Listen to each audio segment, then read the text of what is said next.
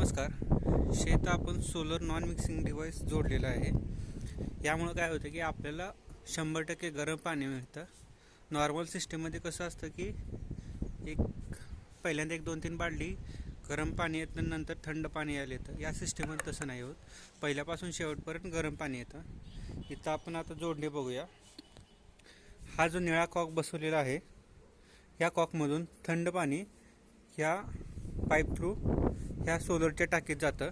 इथं आपण solenoid valve बसवलेला आहे. हा सोलेनॉइड वॉल्व कंट्रोलरच्या साहाय्यानं चालू बंद केला जातो. तसेच हा जो लाल कॉक बसवलेला आहे, याच पाईपमधून पाणी बाहेर गरम पाणी वापरायला घेतलं जातं.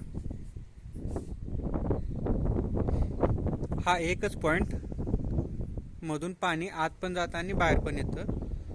ह्या पाईपमधून या सोलेनॉइड वॉल्व थ्रू ह्या टाकीत थंड पाणी जातं आहे आणि जेव्हा हा कॉक बंद असेल तेव्हाच ह्या पाईपमधून गरम पाणी आपण वापरायला काढू शकतो. दुसऱ्या साईडला इथं आपण एअर वेंट जोडलेली आहे. हा एअर वेंटचा सेन्सर आहे. जेव्हा ही टाकी भरेल, ह्या पाईपमधून पाणी बाहेर येईल. ह्या सेन्सरला पाणी लागलं की हा डिव्हाइस तुमचा सोलेनॉइड वॉल्व बंद करेल.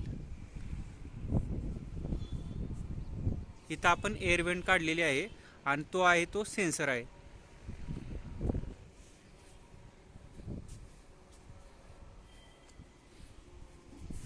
या निळ्या पाईपमधून पाणी आत जातं, थंड पाणी आत जातं आणि ह्या लाल पाईपमधून आपण पाणी बाहेर वापरायला काढतो.